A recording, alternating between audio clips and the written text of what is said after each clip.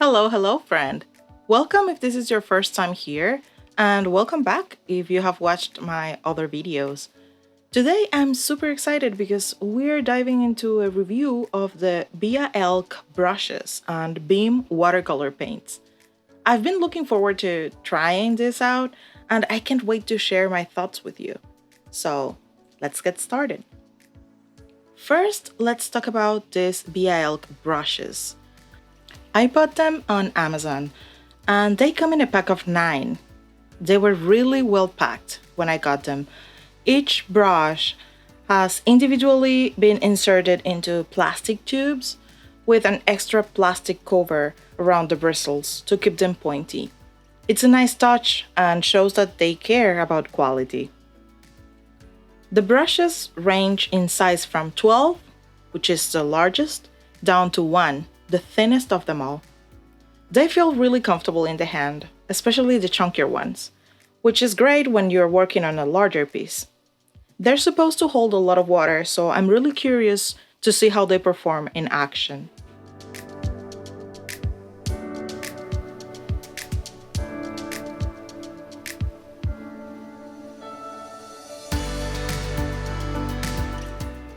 Now you can see that the bristles are glued to the barrel, which is covered in a plastic or silicone material that it's wrapped with thin wire.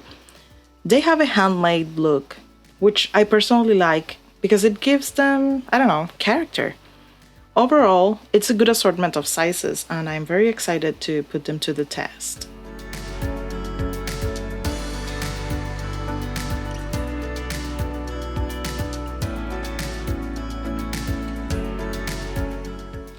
I apologize if you can hear some crickets or some type of insect in the background. They're being very loud, and yeah, I'm recording, so there's not much I can do. It's just live. But here you have them, and that's the thinnest one of all.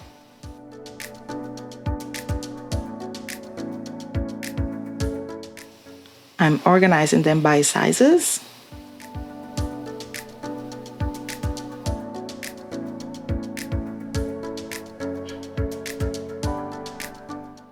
And this is my failed attempt at a close-up shot.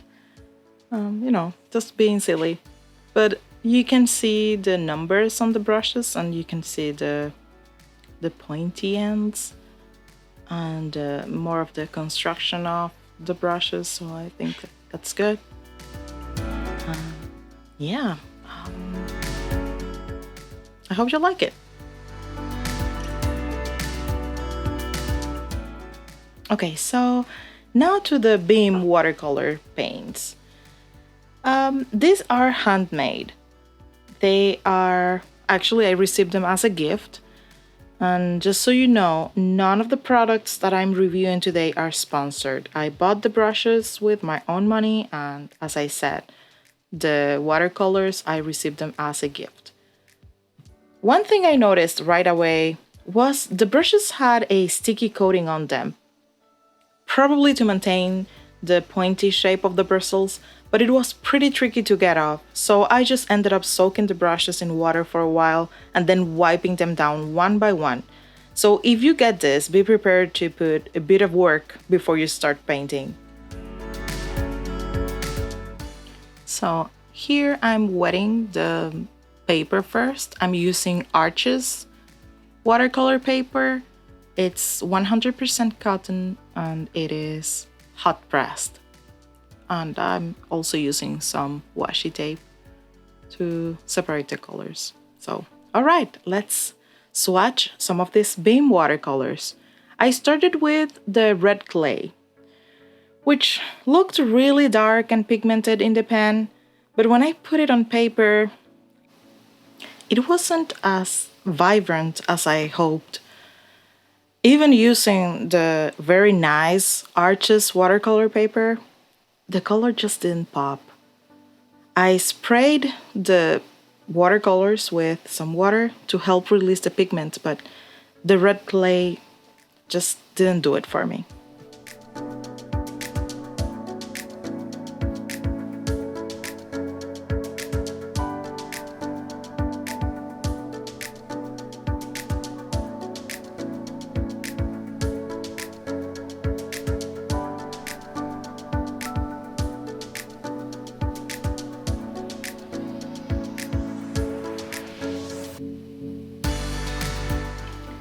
Next, I tried the Summer Sun Red, and wow, what a difference! This color is super pigmented and vibrant, just what I was hoping for.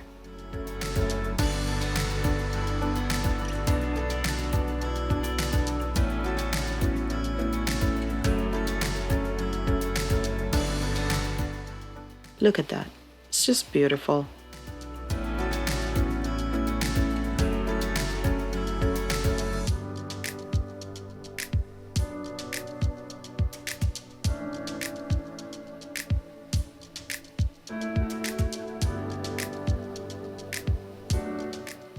Then I swatched the Harvest Wheat.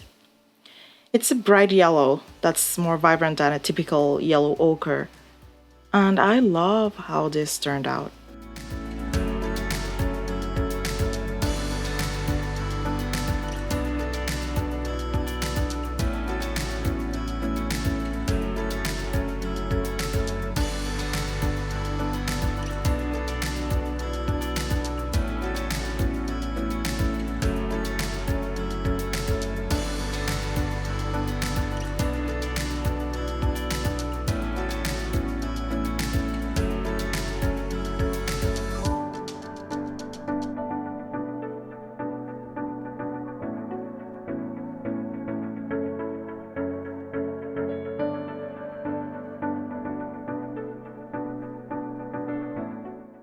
Next, I swatched the Boreal Green, which is a deep, muted green with lots of granulation. It gives a really interesting texture, and I am a big fan of that.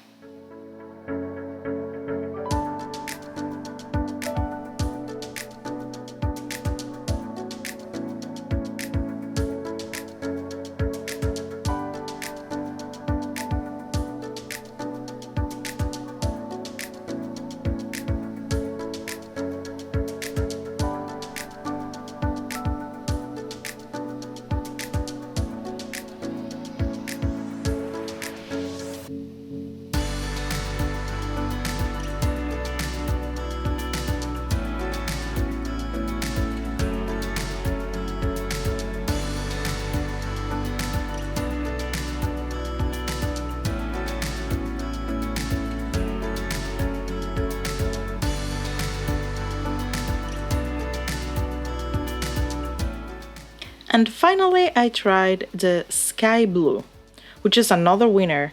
Very saturated, very pigmented. So out of all this, I'd say my favorites are Summer Sun Red, Boreal Green, and Harvest Yellow. Sorry, Harvest Wheat. That's the correct name. The red clay, I didn't like it, honestly. Maybe it can be good for mixing, for toning down some colors, but just on its own, I didn't like the color or how the pigments behaved.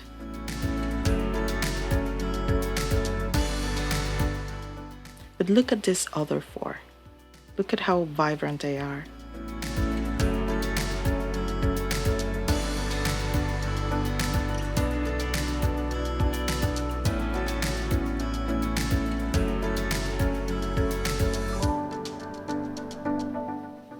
And here you see me going back again with the red clay, trying to make it darker, but I don't know, it didn't work.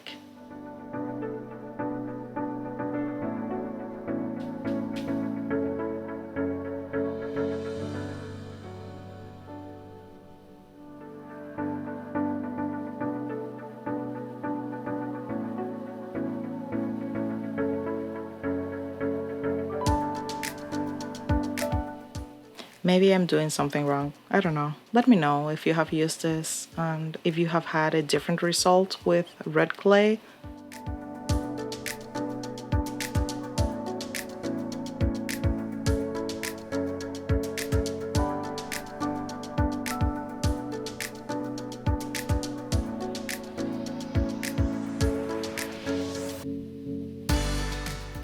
And now you see me peeling off the washi tape.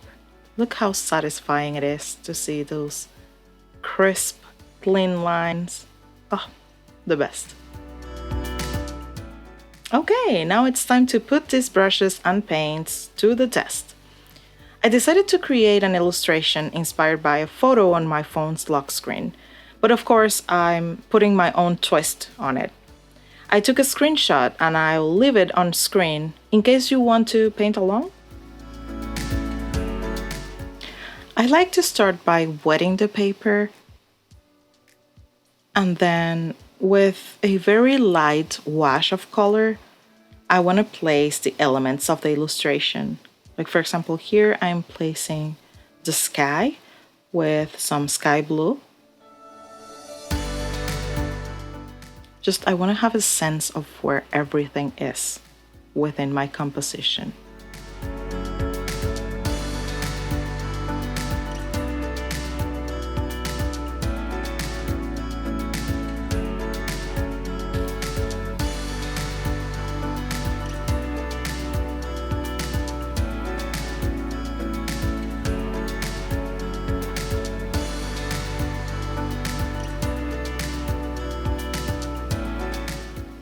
Then with some red clay, I'm gonna place the mountains in the background.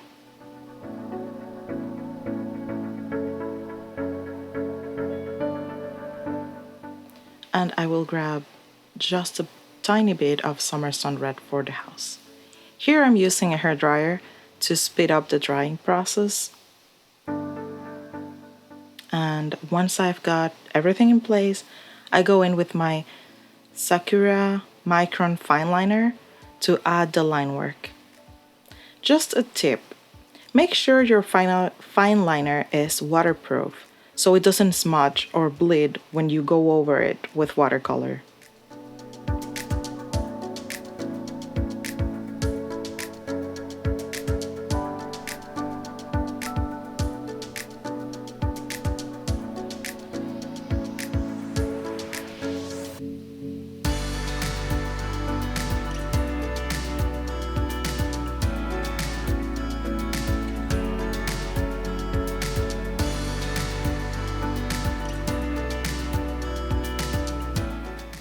I'm just adding all the details that I consider important for this illustration, and then I will go over it with second or third layer of watercolor.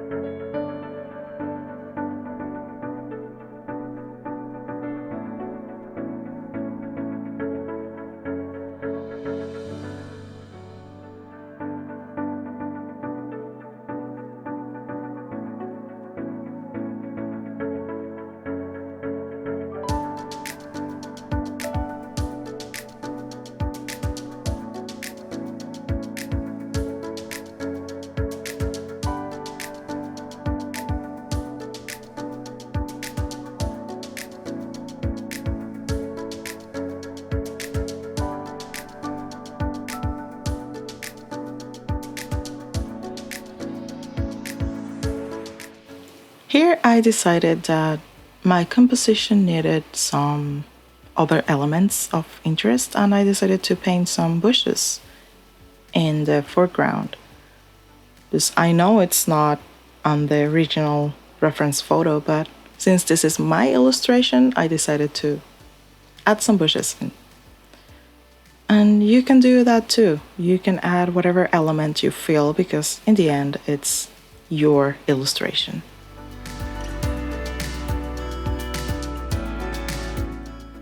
Now it's time to add some color. As I build up the layers of color, I am paying attention to where the light source is. So for example, in my illustration, the one that I'm creating, I want the light to come from the right side. So I'm placing my highlights on that side and the shadows on the left. You will see me using a mix of colors to create shadows and depth, like mixing the red with blue to create a purple for the shadowed side of the house. I also like to let the colors bleed into each other. I feel like it gives the piece more character and a more cohesive feel. If you prefer clean, separate colors, just be careful not to paint next to wet areas. And that's how you can avoid bleeding. So now I'm gonna leave you to enjoy the process, and I will be back when I talk about the finishing touches.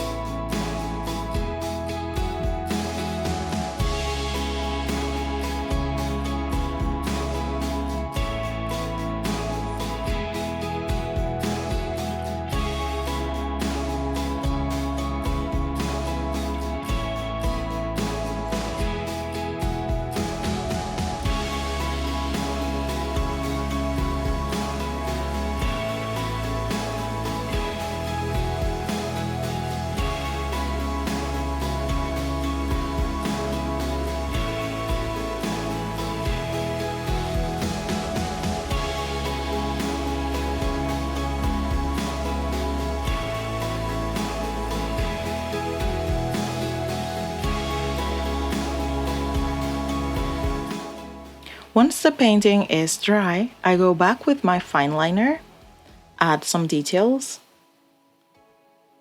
and I also grab my white Prismacolor pencil. I'm just adding some highlights to this side of the house,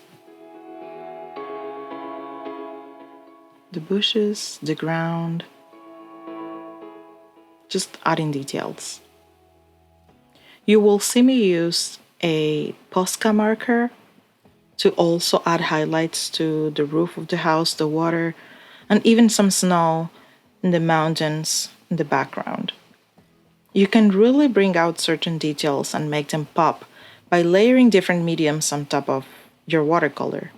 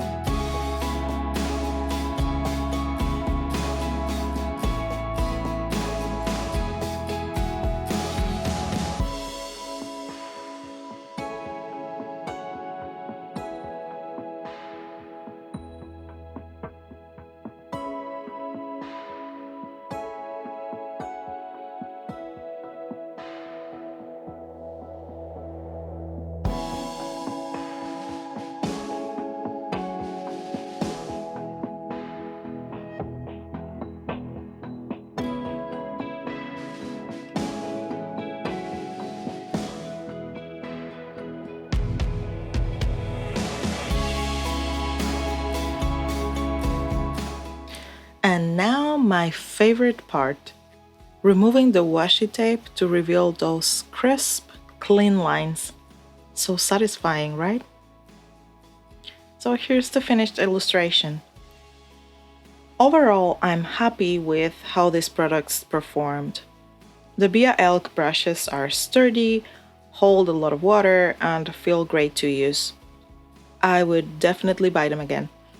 The Beam watercolor paints are so fantastic, with the exception, of course, of the red clay, which just didn't do it for me. But the other colors are very nice and pigmented.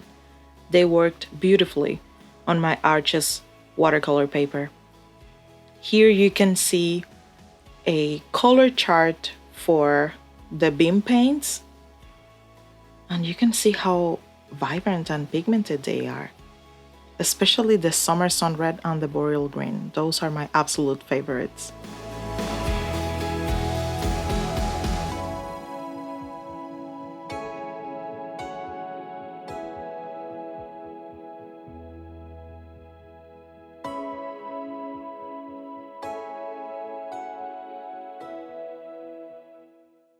And that's it for now, friend.